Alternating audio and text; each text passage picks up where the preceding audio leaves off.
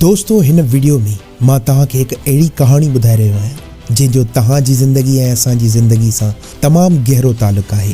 हिकु ॻोठ जो शख़्स हिकु झंग मां वञी करे शेर जे बचे खे पकड़े अचे थो। पकड़े अची घर जी कंहिं कुंड में उनखे ज़ंजीर सां ॿधी छॾे थो। हीउ शख़्स शेर जे बचे खे हर रोज़ शहर खां गोश्त वठी अची करे खाराईंदो रहे थो। हाणे उन शेर जे बचे खे बि इहो गोश्त खाई करे इन जॻह ते रहण में तमामु कंफर्ट महसूस थिए थो। यानी शेर जो बच्चो पाण खे उते कंफर्ट सम्झे थो। जीअं जीअं वक़्तु गुज़रंदो रहे थो उहो शेर जो बच्चो उन वक़्त सां गॾोगॾु ग्रोथ कंदो रहे थो। हाणे अगरि उहो चाहे त हुन में एतिरी ताक़त अची चुकी आहे जो उहो उन ज़ंजीर खे हिकु सट सां टोड़े सघे थो, मगर उहो उन ज़ंजीर खे टोड़ण जी काई बि कोशिश कोन थो करे। यानी उन शेर जे बचे पाण खे उते क़ैद करे छॾियो आहे। ही शेर जो बच्चो हाणे मने चुको आहे त हीअ ई मुंहिंजी ज़िंदगी आहे, ज़हनी तौर ते बि ऐं जिस्मानी तौर ते बि। हुन जे ज़हन में इहो ई आहे त ही कंफर्ट ज़ोन आहे ऐं मुंहिंजे लाइ इहो ई बहितर आहे, चाहे सज़ा हुजे चाहे जज़ा हुजे।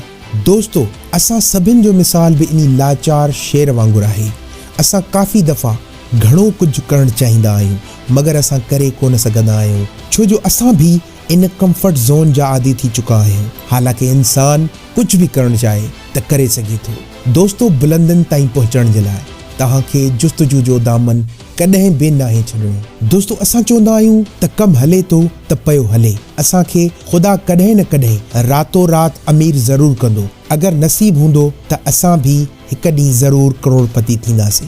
दोस्तों जेको इहो असां नसीब ते छॾे ॾींदा आहियूं इहो सवाइ सब्ज़ बाग़ जे ख़्वाब ॾिसण जे बराबरि आहे। इन खां अलावा ॿियो कुझु बि न आहे। इन कंफर्ट ज़ोन मां निकिरी पंहिंजी महिनत ते तवजो ॾियो ऐं एतिरी बेतहाशा महिनत कयो जो कामयाबी हिकिड़े ॾींहुं तव्हांजा कदम चुमे। इन कंफर्ट ज़ोन में रही करे असां पाण खे कंफर्ट त सम्झंदा आहियूं मगर असांखे इहा बि ख़बर हूंदी आहे त इहो कंफर्ट ज़ोन, इहो हिकिड़ो सुकून जो वक़्तु हिकिड़े ॾींहुं असांखे कीअं अनकंफर्ट कंदो, इहा असांखे ॼाण हूंदी आहे मगर असां इन खे दरगुज़र कंदा रहंदा आहियूं। दोस्तों कंफर्ट ज़ोन में रही करे तव्हां कॾहिं बि कामयाबी खे हासिल नथा करे सघो। पाण खे इन कंफर्ट ज़ोन मां कढी कामयाबी जी तरफ़ दौड़ लॻायो। वीडियो पसंदि आई हुजे त वीडियो खे लाइक ज़रूरु कजो। अहिड़ियूं वीडियोज़ ॾिसण जे लाइ असांजे चैनल खे लाज़मी सब्सक्राइब कजो। मुंहिंजूं तमामु नेक तमन्नाऊं ऐं दुआऊं तव्हां सां गॾु आहिनि।